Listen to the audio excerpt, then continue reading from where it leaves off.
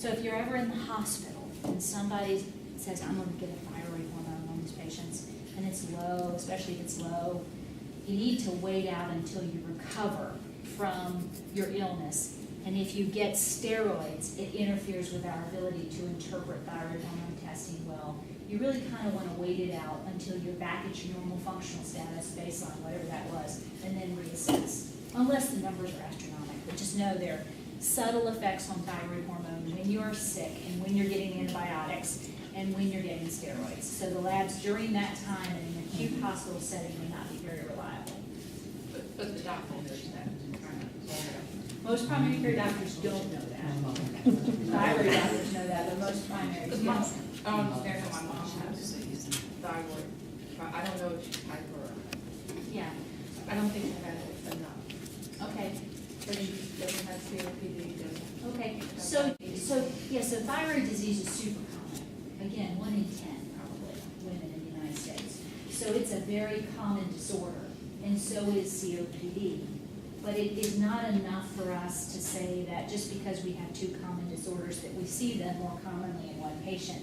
There does appear to be a relationship between the 2. It probably has to do with the fact that you just have revved up immunity. So people who have thyroid disease get other things like celiac disease, rashes, other autoimmune diseases. They all run together. So if your immune system gets confused, you often get other things down the road. You might get lupus or rheumatoid arthritis or other things that are mediated by immune cells. They tend to coexist together. Allergy, eczema, all of those things kind of live together. Vitiligo, vitamin D deficiency, all these things kind of run together. Okay. On a physical, complete physical, when you have a blood work done, is there anything mentioned about thyroid? There should be. So the American Thyroid Association recommends screening at least annually, especially in reproductive age women, because it's important to have a thyroid normal or your fertility is impaired. But you should periodically be having thyroid tests. The problem for doctors is when you walk in and you say, I'm tired and I'm gaining weight, and I think I'm hypothyroid. There's a whole lot of overlap with other syndromes, so sometimes they're hesitant to check you because you could be tired and overweight because you're tired and overweight, something else. So the symptoms of thyroid disease are overlap with so many other conditions that sometimes people don't know. But certainly when you have lung disease, because keeping your thyroid level in the normal range is going to improve your lung function, you kind of fall in a special category. And then if you have family history on top of it, you're even more in a special category.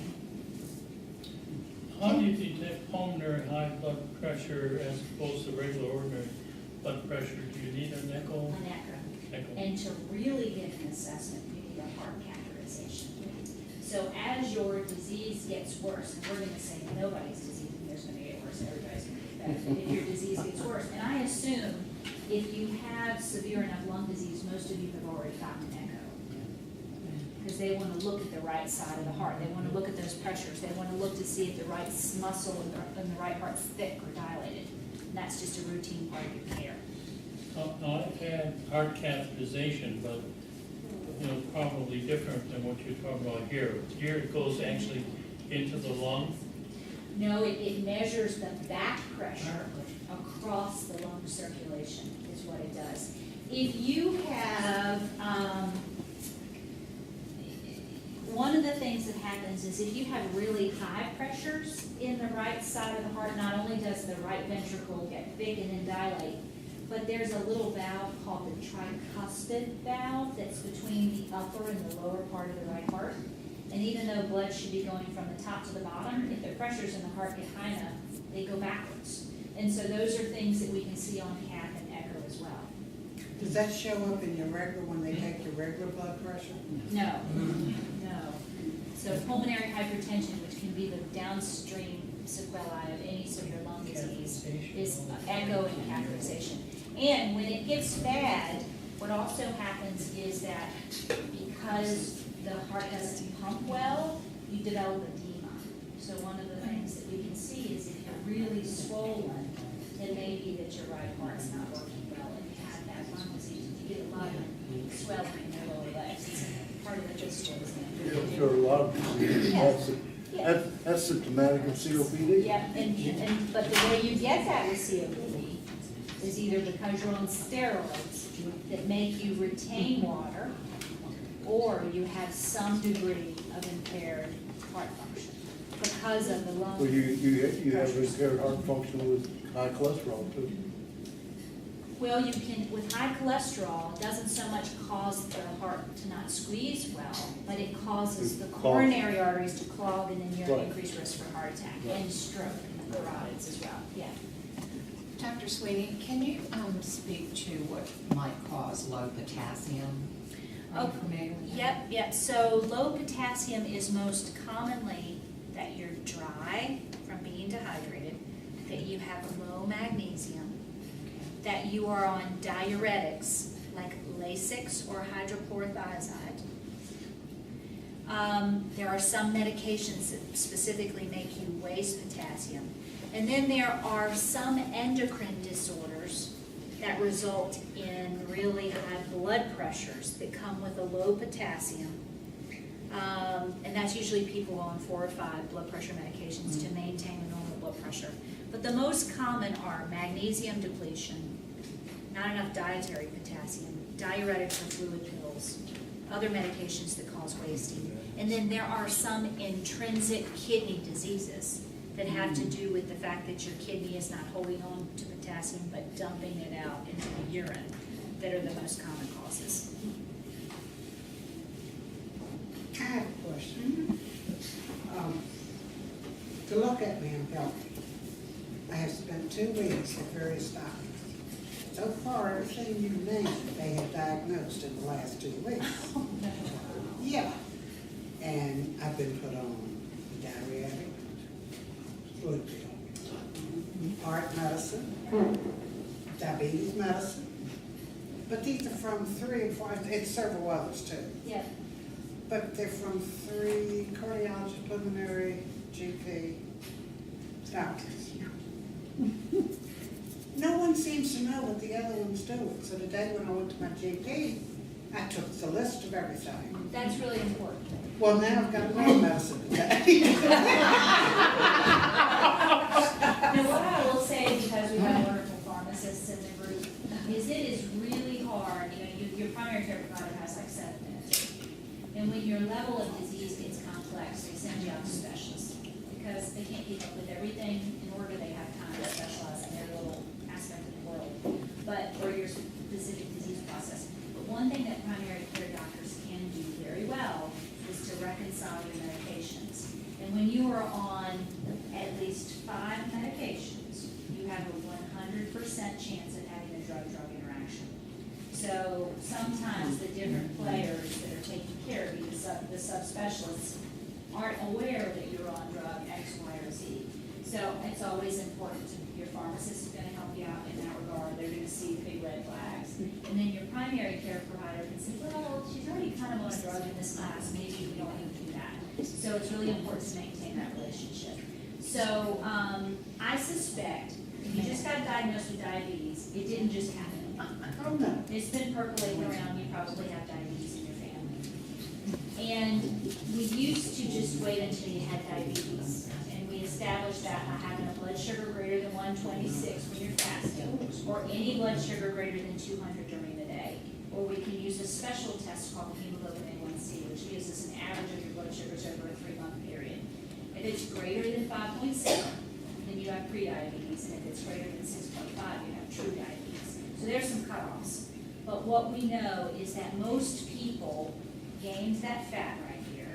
The pancreas was working harder to keep up and make more insulin, and they were pre-diabetic many times for 5 years before we made the diagnosis. So and there are medications that we can use when you have pre-diabetes that can help delay progression to or real diabetes. The mainstay of therapy is 7% reduction in your body weight. If you are able to exercise at least 150 minutes per week, and reduction in your diet to get rid of those white, floury, starchy foods and try to modify your diet. So that was probably percolating along. And if you have, there's just too much of a relationship between the lungs and the heart to And what started all of this is my blood pressure's gone sky high. Yeah, And then they all got concerned. yeah, And I feel the same as I did for the week through the first time. yeah. You know, I've had a cardiologist for years. If you have sleep apnea, do you think that if you sleep sitting up, that helps improve your sleep apnea? If you So can't they use tell the folks, machine? yeah, if you can't use the machine, what sitting up does is to drop your diaphragm down. So people who get end-stage lung disease, you'll see if they're in a crisis, are gonna certainly not lie flat, and they'll kind of tripod like this forward, and that pushes the diaphragm down as flat as it can be, so they can expand the lungs. So certainly anybody with heart failure or severe lung disease usually feels better not flat. But if you just have obstructive sleep apnea and the pressure that's being generated by CPAP is strong enough to distend open the airways, then you should be able to lay relatively flat. But it's really important. There are like 100 different adaptations to that mask. So if it's not working. Tried them all just about. Well, there's also, there's a talk on our website. There's a dentist, several dentists in town, one of them teaches that MCD. They make oral appliances that have the CPAP. Yeah, and the last sleep apnea doctor that I consulted said that usually that is for, that wouldn't work well on me, that it's usually people with a pointed chin, Yeah, or yes. usually people of Asian descent.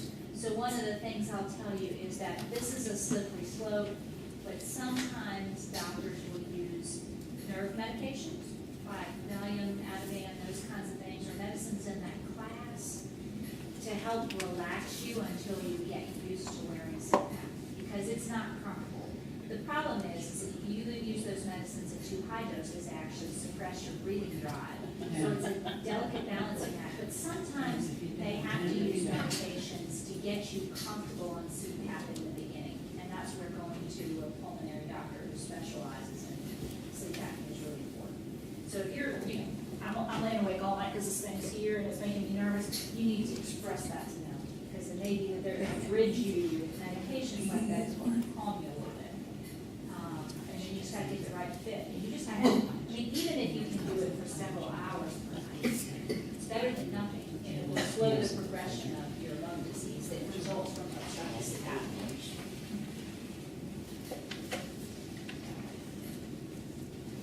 So that was a win. Next time I'll That actually was show. terrific. I'll Was a show very you. good weekend.